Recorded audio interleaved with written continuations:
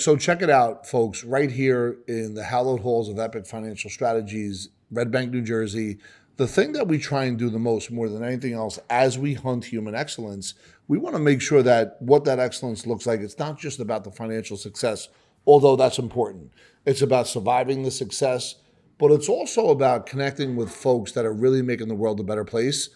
Today, we're going to get into the journey of Junius Bennett, the owner, founder of Nu Life Veterans LLC, and his journey of going from being homeless to having an impact on all of these veterans has been incredible. He's done it all by himself, behind closed doors, has created this model and methodology, and now he's starting to get in front of more and more folks, sharing his message on how to really understand not only what's available for these veterans, but also in a tax-free manner. Anyway, let me just introduce Junius. What's up, brother? How you doing, man? Good to see you. Good to see you. Yeah, thanks for having me. I'm so happy you're here. Man, so am I. And for everybody that's watching, myself and Junius met us out on YouTube because Tax Hive had a seminar that Junius was at that I was able to speak at, and Junius was sitting in the front row making my presentation that much more fun and enjoyable as we went through the process. So because of that, this is what happens when you're in the business of entrepreneurship. You could develop relationships if you're resourceful and you're thinking, and really be able to collaborate to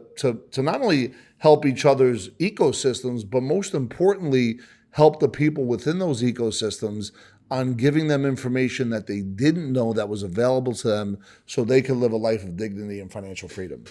How you doing, my man? What's going on? I'm ecstatic. I'm happy to be here. I'm excited. Can't wait to just share this opportunity with everybody. So me too. So let's go real slow, real fast. We'll go slow right where you are today. We're going to go back to the beginning and then come back to where we are today, right? Awesome. So if you could just, like, big picture, just kind of explain what your company is and what it's about. Great question. Our company specializing in helping disabled veterans, America's heroes, with their injuries and showing them a step-by-step process of how to get high-value claims, because the current system that's in place is broken. There's a bureaucracy of red tape and misinformation that's out there. There's there for the veterans to kind of utilize and file for those injuries that they sustain while serving the greatest country in the world. Yeah. So when we talk about the red tape and the bureaucracy, was that done by design so they couldn't get access to the money? I don't think it was done by design. I think it's just, people not looking at it from the veteran standpoint. They're just looking at it from the system aspect and the budget aspect. So when you say people, who are we referring to? We're talking about the VA healthcare system and the benefits administration. There's the VBA side of the house that pays the compensation, but then there's the VHA side of the house, which is the healthcare part of it, where you get your prescriptions and go get you see your doctors and things of that nature. Got it. Yeah. So the right hand isn't speaking to the left hand. Exactly. And somehow in the middle of this, your journey became the middleman between the right and the left. Am I understanding that the right way? Exactly. Wow, that's impressive. That's incredible. So if we talk about, veterans, did you serve? And then what year? Absolutely. I served in Desert Storm from 1991 to 1995. Thank you, by the way. You're welcome. Yeah, awesome. And I was 17 at the time. My mom had to sign my application for me to even go into the Navy. And I had aspirations of traveling the world and having a new career. And then an injury happened. So before we get into all that, where are you originally from? I'm originally from Birmingham, Alabama. Okay, so grew up there, went to grammar school, high school kind of thing? Absolutely. Did you have any siblings? One brother. One brother. Older, younger? Younger, 8 years younger. Are you an Alabama fan? No. No, okay. Who's your college football team? Well, the way I'll just say this. I like basketball like you do. Okay, all right. That's great. Who's your college team? At the time right now, I would say UConn. Okay, yes. Well, they just won a national championship. Okay. So let me ask you, you grew up in Alabama, grammar school, high school, and then it seems like right after high school you went into the military. Before we get into that, what was those years like that, at that young age you decided that you wanted to go there? Well, I lived on the west side of Birmingham and it was limited opportunity. When I saw people getting killed over brand name sneakers and things of that nature, starter jackets and things of that nature, I knew there was limited resources for me. And growing up. Did you know that though at that time? At that time I knew it, yes. I knew I was leaving already. I knew I was leaving as soon as graduation. Yeah, and I want to go back to that. What's interesting is because what we're really building out is a financial literacy program, not just for adults, but now for like kids, right? So even with the AAU team that we have, which is all inner city middle class kids and other kids, but the point is we want to now go back in. If you have these AAU programs, like it's Hoop Group or Made Hoops or Boo Williams, everywhere I look, there's no financial literacy. There's sneaker deals, right? There's there's sweatsuits, and there's, uniforms, and buses and hotels are paid for, but nowhere do I see financial literacy. If you could go back in time knowing what you know now and the impact you're now making on people, not just veterans, because what you've done is incredible, what would you tell the version of you when you were 10, 11, 12, 13, 14, if they're lucky enough to be watching a YouTube video that you and I didn't have access to? I would tell them, don't look at money with your eyes. I look at money with your mind. Tell me more. Because, you could just see it on the face value what the money is, but you have to understand the difference between assets and liabilities. Yeah. The assets put money in your pocket. Liabilities take money away from you. And sadly, when you're poor and you grow up with disadvantage, you focus on those liabilities that take away from your wealth versus what's being taught. Are you talking about like cars and chains and stuff like that? Yes. And keeping up with the neighborhood and stuff like that. The Joneses, yes. And it's funny because that happens all over the place. Even I have a book coming out. It's called Surviving Success. Wow. And it's about my first wave of money emotionally I wasn't ready for, right? And because of that, I made good money, but subconsciously did things that, made me give it back. And I almost lost my business. And I realized there was mental health challenges, there was wealth wounds, there was handed down belief systems when it came to money, right? And the book is about not just getting in the right mindset to make money, but how are you going to survive that money you make? Because you got to go back in time to figure out what those wealth wounds are. Exactly. So the book is Surviving Success. Wow, it's coming out late in June. Yeah, I can't wait to read it. And it's going to be focused on, talking to the inner city kids, talking to kids that, or just middle class, or kids that don't have access to the same system when it comes to what the wealthy do when it comes to money. They don't have accountants. They have tax planners, right? They use other people's money. Everything they do has a multi-tier approach to their money. It's not just one thing. So it's about the education, and it's about why do people buy expensive cars? Because it gives them a short-term sense of fulfillment. Exactly. But it's a short-term sense of fulfillment versus like, hey, how can I help make the world a better place? Help that human being, which is a much more long-term, not as sexy, but much more gratifying as time goes on. Absolutely. So in telling your younger self that question, or giving that observation about money and understanding money could give assets, and money's like stealth soldiers if it's used the right way. What else would you tell that young person as success comes their way? Well, I will also tell them about tax liability as well. Yeah. Because you can make a lot of money, but what are you going to keep? Yeah. So I guess the opportunity to knowing the difference between assets and liabilities and the tax liability would be the first two things I would teach a young person. Yep. Thank you for that. Yes. So now you get into the Navy. Navy. You go into the Navy. 17 years old. Mom co-signs for you. Tell us about that initial journey. Well, I went to basic training in Great Lakes, Illinois. And after that, I went to A school in Millington, Tennessee. I became an aviation technician working on EA-6B Prowlers, which was a electronic countermeasures jet. And how old were you? 18? I was 17 when I went in. Wow. Yes. But even when you were working on all this stuff? I was 18 years old when I was working on those jets, yes. So tell us about it. What was that like? It was amazing because I'm working on electronic countermeasure jets. And what they do is they fly over and jam out all electronics before they go and bomb.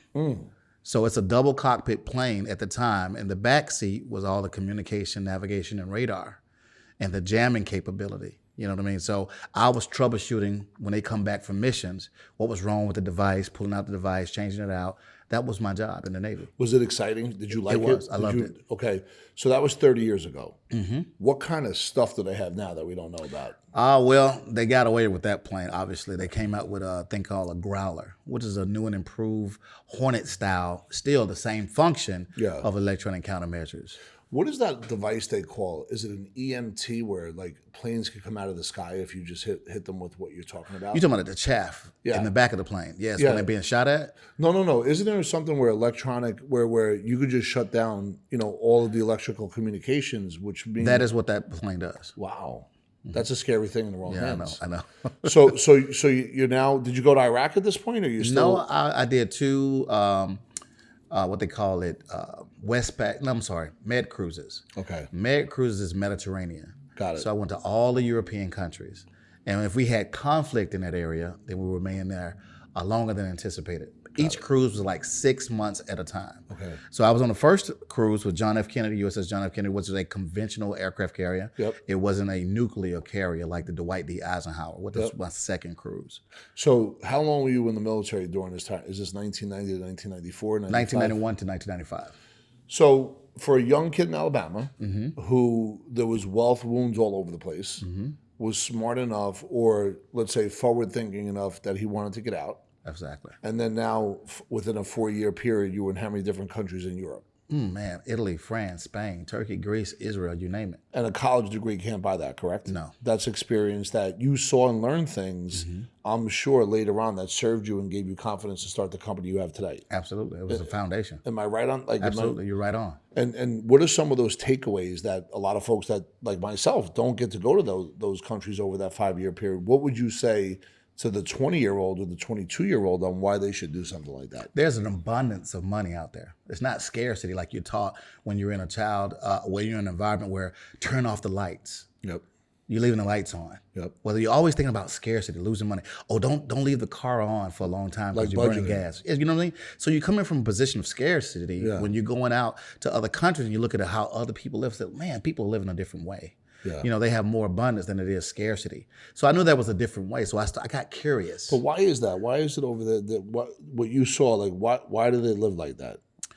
Well, what is the culture that even allows? I would say the mindset. Okay. So it's handed down. Yeah, exactly. Yeah. Just like budgeting or just like scarcity mindset is handed down. You're right. Exactly. Shut off the light. We got to watch the heat. Put on, be careful with the air conditioning. Exactly. Everything, and it's so ingrained in our nervous system. We don't realize that 90% of the time we're coming from a scarce mindset. Exactly. And sometimes it takes 50, 60 years to understand that. Absolutely. It didn't have to be that way. So now 1994, 95, tell us what happens next. Well, first of all, do you want me to talk about my injury in 1992? Well, what happened? Oh, so that happened in 1992. 1992, I wasn't even 20 years old when this happened. So my career got really derailed, and it caused me to separate from the Navy because of it. Okay. In 1992, November 6th, I remember it so well. I was in a barracks, and we were, having jokes, mama jokes. You know how we do it. Your mom is so fat if she dances, the band skips? Absolutely. Yep. So I was having Your mom's so poor she can't pay attention? Exactly. So I was having a little fun with a guy from New York. And he didn't like the fact that my mama joke got a lot of laughs. Yours was better than his. Mine was better than his. Yes. So I looked away, and as I looked away, he sucker punched me and broke my nose, gave me 2 black eyes, and I woke up in the hospital the next day. Wow. Unconscious. And little did I know you bang your head? Oh yeah, most definitely. Yeah. Against a brick wall, I was, unconscious, and I didn't know that blow really changed the course of my life. What happened? Well, as a result of the scar and the broken nose is a deviated septum, which closes off your passageway, breathing from your nose. So it caused me to be a mouth breather. So I'm breathing more out of my mouth than I'm breathing out of my nose. Yep, losing oxygen. Exactly. Yeah. So that also exasperated sleep apnea and did not know it. So I left the military with a scar, a broken nose, sleep apnea, and it was a traumatic event. I had PTSD and didn't even know it. So were those labels there for you at that point, or you just left? Was it a how did you leave? You have to leave a certain way, right? Well, I had an honorable discharge. That's what I'm saying. Yeah. Yes, I left with an honorable discharge, but no compensation from disability whatsoever, and I suffered from that. But they were supposed to give you money, right? Absolutely. They were supposed to at least tell me about there was an avenue for compensation. And you didn't know that. And I didn't know that. And for a while, you accepted that. Exactly. Okay. So many other veterans to this day who serve this greatest country in the world doesn't get educated when it comes to VA disability. That's amazing. How come? Not sure. I'm pretty sure they changed over the years to recently. They got certain programs in place, but back in 1995, there wasn't. Wow. So 1992, this happens. You have no money 93, 94, 95? I'm still in the service from 92, 93, 95. I'm still going on cruises. I'm still injured. Okay. Nobody's saying anything. Are you getting money somewhere? Or? I'm getting paid for active duty service, yes. But for the injury, no. Okay. And so when I was left at an honorable discharge, and that's all I wanted to do. And what year was that? 1995. You left? Left. And you started getting paid or no? Didn't get no pay from that point. Thank you for your service. And what happened after that? So, I didn't want to go back to poor Alabama. I didn't want to go back to crime-infested Birmingham, Alabama, the west side, repping out Alabama. I love Birmingham, don't get me wrong, but I didn't want to go back. So I took that experience from the United States Navy, the determination, the grit, all the tenacity that I had to start a new life. And I became a federal law enforcement officer for U.S. Immigration and Naturalization Services. So you ain't got a job. Yes. Like you didn't go back feeling bad or you didn't want to, you knew you weren't going back to the neighborhood. I wasn't going back. That's amazing. So you became a federal law enforcement officer. I went to Artesia, New Mexico, to a federal law enforcement academy, and I graduated top in my class, and I became a U.S. immigration officer in 1996 on the Blaine, Washington, Canadian border. In White Rock, British Columbia was on the Canadian side, and Blaine, Washington was on the southern side of Washington. Was this where in 1999 they pulled somebody over that was going to do massive terrorist attacks? Exactly. In New York City? I was employed that day. Can you tell me about that? Well, they actually came down in a boat. Tell me all about across the water, and they had explosives, they had all types of things, contraband aboard that ship. Yeah. And it was a small little boat, and we were in charge of investigating. Of course, I wasn't physically, but we were terrified. And by the way, tell me if I'm wrong. I from what I recall, there wasn't a lot of media behind that. No, it wasn't. And this was a year and a half before 9/11. Exactly. But that was one of the telltale signs of what was actually happening. Exactly, because the Canadian border is one of the most porous borders of the United States. Yeah. And did you ever work on the Tijuana border? No. Okay, so you were always stationed up there. That's correct. So now you're still not creating Nu Life Veterans. You're still not. You're making money. You're living your life. Are you an entrepreneur at this point? Like. You seem like you're always studying something. So well, I was always wanting more for my life, and I knew after traveling, all those countries in the Navy, and also looking at Vancouver, British Columbia, looking how people live, and that was a better life. And I wanted something more, and I didn't want to go back. Yeah. And so I decided to, get a federal law enforcement officer job, and they paid for housing. After I stayed a time at the border, I took a transfer. Yep. And got a diplomatic assignment working at the Vancouver International the airport there. Yep. And that started my journey to really want more, because I started traveling to Vancouver, Whistler, British Columbia ski resorts. Yeah, I heard about that. And I started seeing all the nice homes and things. Sean Callaghan, he was in Whistler. Go ahead. Yeah, so Black Home Intrawest is the company that manages the ski slopes up there. And I used to drive. Were you scared? Not a skier, but I snowmobiled. Okay. All right. So Fair enough. Me too, by the way. So I took the 99 highway all the way up to Whistler a lot and just dream build. Okay. So talk about that. You just said something. I was dream building. I was dreaming spiritually, emotionally, and everything. Lord, how can I get to this level? So here's what I heard Junius just say. He asked a great question, Lord, how can I get to this level? During this time, were you reading books and self-help or anything like that at all? Or was this natural for you? That was natural for me to think that way, but I had the fortunate situation where I met this gentleman on a ferry coming out of Seattle, a Mukilteo ferry. Do you think it was a future version of you and you didn't know about it? Might have been. Got it. Might have been. Or an angel from God showing me, hey, there's a different way. Yep. And so I met him on a ferry. I was headed up to Mukilteo from Seattle. And this guy was telling me about some business. And here I am, a poor kid from Birmingham. This guy's telling me about business. I'm already mindset's thinking this way.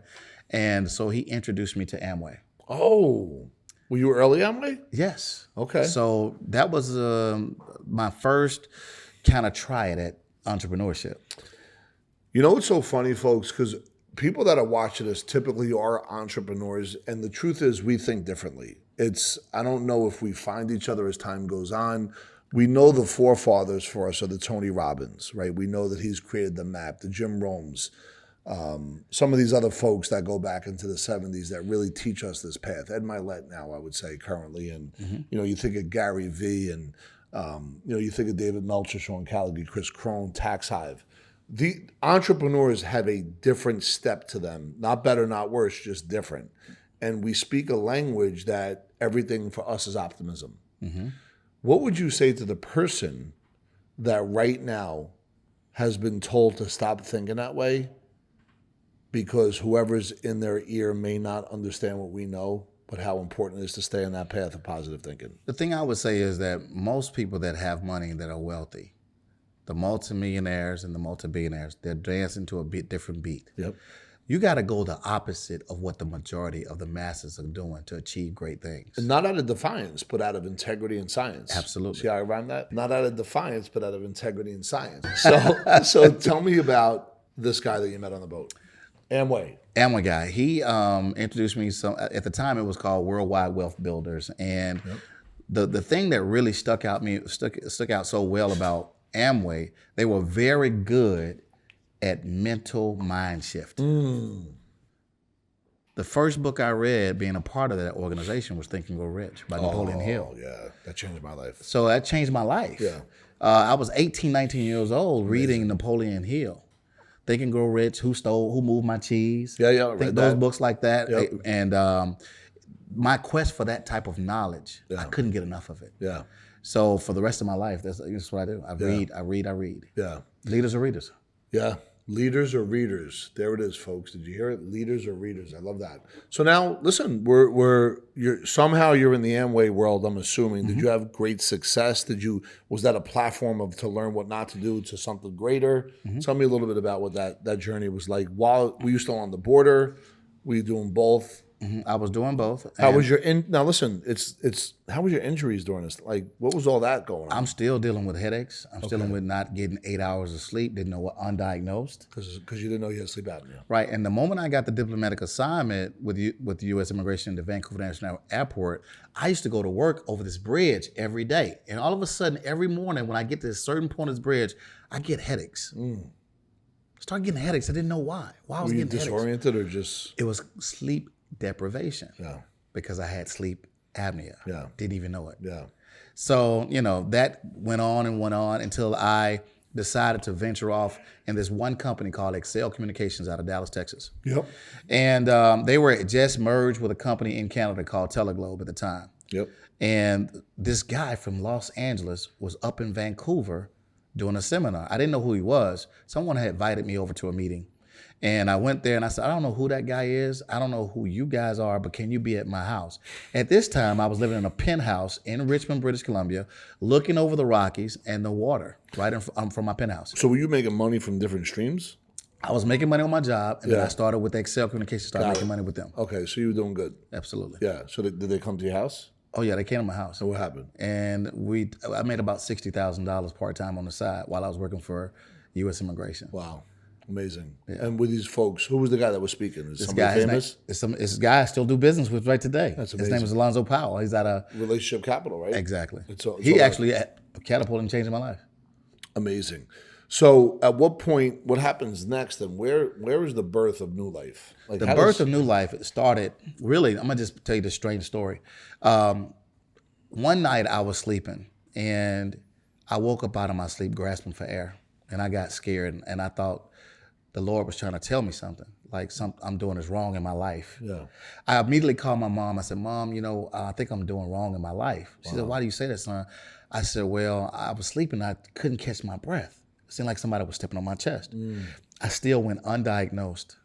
You didn't know sleep apnea? Didn't even know it was sleep apnea. Didn't know I was still having. This is like 20 years. Yeah, and I'm having traumatic dreams and things of that nature throughout the whole time. And because folks need to know, lack of sleep, your brain begins to work against you. Absolutely. Especially if it's over 10, 20 years. Absolutely. So you're thinking there's something wrong with you, right? Exactly. But there really wasn't. Exactly. So again, I'm sorry. So you have any? So after I decided to resign from U.S. Immigration, I went dibbling and dabbling in different entrepreneurial things. Yep. Side hustles, you call it. And it got to the point I just couldn't work for anyone. You wanted to be your own boss. Not only that, but the illnesses had caught up to me. Okay. The traumatic events, the dreams, the nightmares started to increase. Yeah. My sleep apnea got worse, and I did not get diagnosed until someone told me that I lost my breath in 2008. Wow. In your sleep. Then I went to a sleep study, found out I had sleep apnea. Yeah. And it wasn't because I was overweight. Yeah. It was because I had a deviated septum closing off my passageway. Yeah. All right. So then I get a CPAP machine. Most of you that are struggling with sleep apnea, you have to go through a sleep study test and get the CPAP machine, right? Yep. Now I got this mask on my nose and my mouth. I'm breathing. Not comfortable. Not comfortable. And number two, I got the nightmares to compound. Okay. I go years and years again. Do you use it Without at the night? mask, because I threw it away because I was claustrophobic. I'm having the nightmares. Yeah, I wouldn't be able to say. I don't think I could do that myself. Like, man, let me tell you. So anyway, make a long story fast forward. Someone said, Junius, you can get disability for those injuries? now who told you that? Now you have to say the name. Like, what was the relationship? This was a guy who I met at a truck stop Got in it. Atlanta, where I live today. Told me, said, Junius, you can get a check, disability for this sleep apnea and these nightmares you're having. And I said, okay, tell me more. And I started to investigate, but he could not do one thing that I thought he knew. Well, was to connect me with the right doctors. got it. Oh, you do okay. Because here I am, 20-something years removed from serving, Yep. And how am I going to convince the federal government that I am still suffering from 1992? Yep. And that's the problem that most veterans are having. They're suffering with these problems, but they can't link the issue back to service. Yeah. So after he told me he didn't know any doctors I can see, so I said, okay, let's use the system that's put in place for every veteran to use. They have Veteran Service Organization officers. They have DAV, American, those groups, the VFWs. Yep. All right. So let's call them up. They're going to help me. So I called this guy up and he said, look, I'll be your power of attorney. Mm-hmm. Bring your account number and your check-in route number over to the office and we'll start the paperwork. So he got me thinking that I'm going to get paid. Yeah. So I said, hold on a minute. I've been reading. I've been doing my research. I know I got a diagnosis. Yep. I know I can prove the in-service injury. Yep. In service. Yep. So how am I going to link this that 2019, I'm still suffering? Do you have any doctors that I can talk to about this service so they can write this medical nexus? The medical nexus is a link, linking back to the service. Yep. You know what his answer was? No.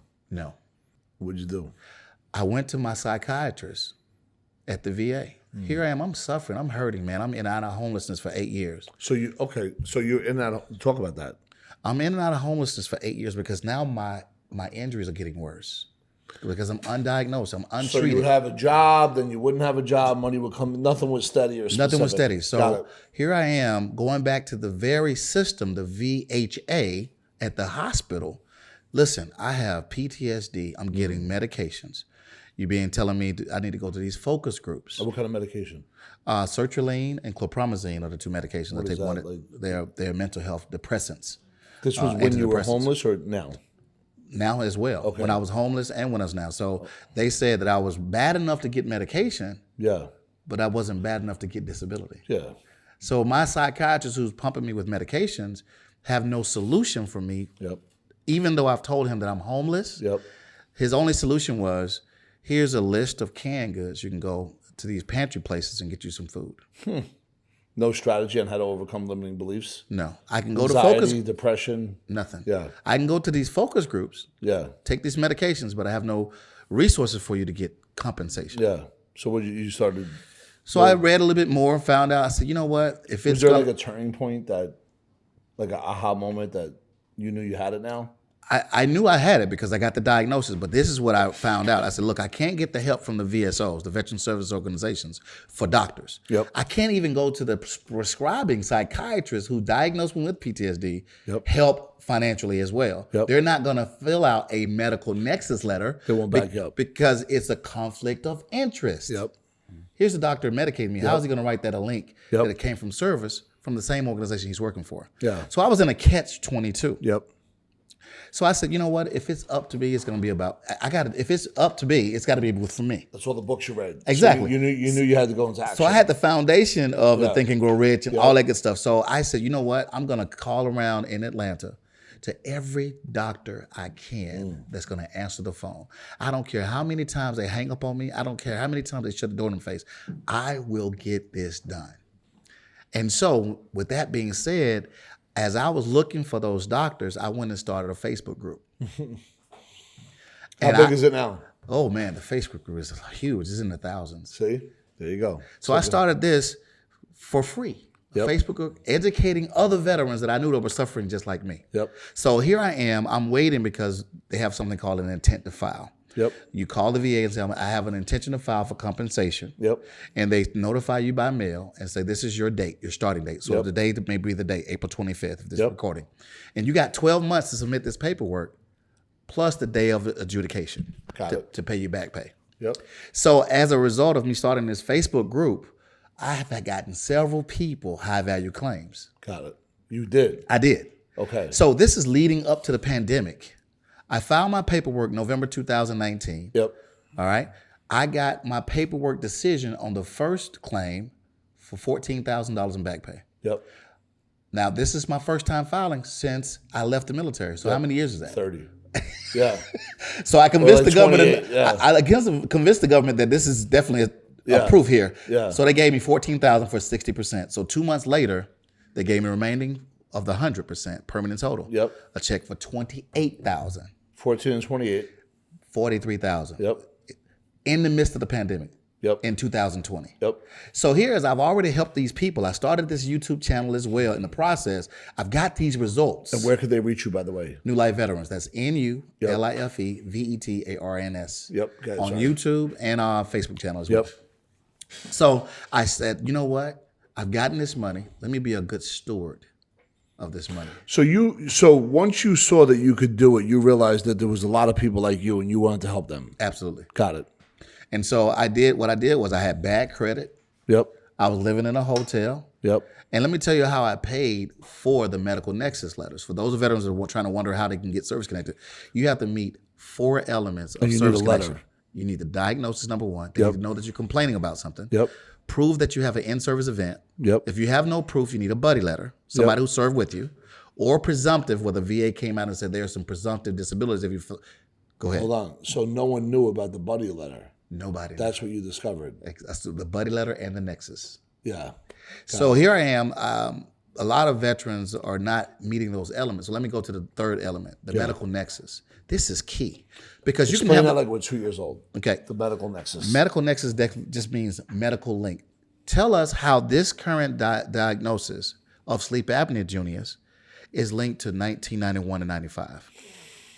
So you got to tell a story. You're telling me in 2019 that you're suffering from sleep apnea from a sucker punch? Yep. The only person that can do that is a physician. And most physicians do not want to help veterans. Why is that? Well, number one, they don't want to open up their practice for scrutiny because the VA is going to call that practice and say, did you see this veteran? Yeah. Do you have the records on this veteran? So it's too risky for them. So I'm calling, exactly. Yeah. So I'm calling around and everybody's saying, no, like most veterans are doing today. Yep. And that's the reason why I provide that niche in the marketplace. Listen, I have the doctors of the most commonly claimed disabilities today. They're ready to write your medical link. Got it. Then the next thing is to tell the government how bad the injury is. Yep. So it's not enough to get the service connection, the link, but you have to tell them how bad it is. Yep. And how bad it is determines their monthly compensation. So you have the language for all that based on what you've put together to help people. Yeah, it's amazing. Yes. And so you realize this was a business? Yes. And this happened during COVID. It's COVID. So in your life, have you had ebbs and flows financially, number one? But number two, is this not an ebb and flow? Is this a business that you're building right now? This is a business that I'm building right now. That's beautiful. Absolutely. And right now we're in 2023. What does the world look like for you in this model for all the people that you're helping?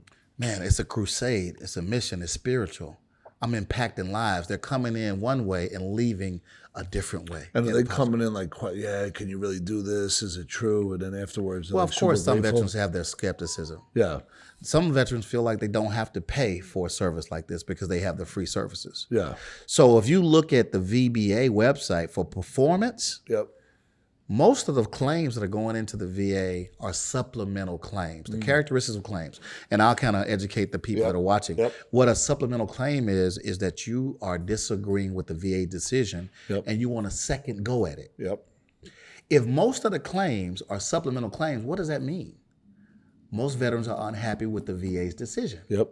All right. Yep. So the way you overcome that is by supplying new and relevant evidence. This is Title 38, Part 4 of the Code of Federal Regulations. Got it. What is new and relevant information? The nexus and the buddy system. The new and relevant is a new exam from a medical doctor, and the link is the new and relevant evidence. And it's a objective doctor, not somebody that's subjective. Absolutely. Somebody that's open-minded to... Absolutely. Yeah.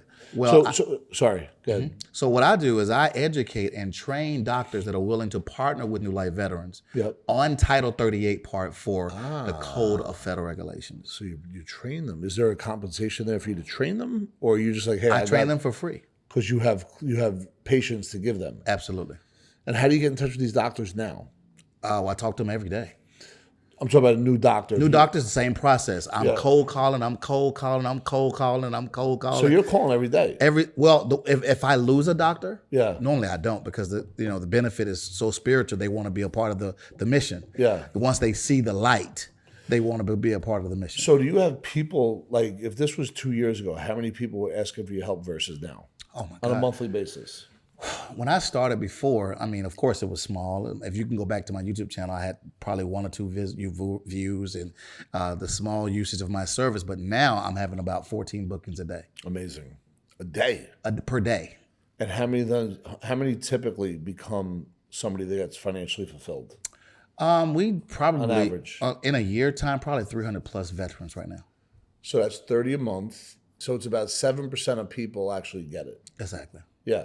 Now, the 7%, it's still based on your formula, and for whatever reason, the 93 aren't getting it because they don't fit the criteria of that formula. Well, it may be a number of factors that keeping them from utilizing our services. It may be geographic factors. You may have a lead that may come in from California and they don't want to fly to see one of my doctors, which requires them to be seen by the doctor. So you don't have a California doctor? No.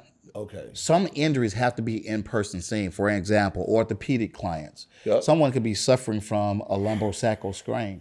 Someone can be suffering from pes planters or plantar fasciitis, which are all musculoskeletal issues. There is no way that an orthopedic surgeon will put their license on the line for a long-distance patient without physically seeing them. What if that long distance what if you found a doctor for that patient in their state? Yeah, I can do that. Have you done that part yet? No, I haven't. Okay. Now, is that because you need to be face to face with the doctor, or is it just that it's not in your bandwidth right now? Right now, it's not in my bandwidth. So you're helping more local people. I'm mostly Midwest to Eastern Seaboard. Got it. They find it more economical for them to take a plane if they need to. They still have to come to you. For the musculoskeletal part. Got it. There are some doctors that don't require that. They're doing telehealth because of COVID, which has been a gift and a curse. Yeah. Some doctors have been able to do telehealth appointments over the phone. Amazing. So I can be able to help a broader range of customers that are dislocated from me. What if you had a call center that could get in touch with doctors in every state, that you could have a presentation for these doctors, so then you could serve these veterans in every state? Would that make sense? That would make a lot of sense. Well, you don't have to fly. They don't have to fly in. That'd be awesome. The challenge would be is trying to get them to get on the partnership crusade of helping veterans. Yeah, convincing the doctors why it's smart for them to do it. Exactly. Not that they're working for. I'm sure they get paid for this, right? Of course. The patients that I send to them, they pay an outpatient fee. Got it. Which is not insurance. Exactly. Right? Wow. Amazing. So thank you for sharing that. What does it look like in the next 5 years for you? Oh my God. I mean, I want to be on record. We're doing about 300 plus veterans a year now. I can see us so doing crazy. triple that even this year. The numbers are just astounding, growing each and every week. Our bookings are up because of the results is what matter. You can talk all day long about the law, Title 38, Part 4. You can preach, come on and file all day long, because that's what they're being told by the VA. Come on and just file.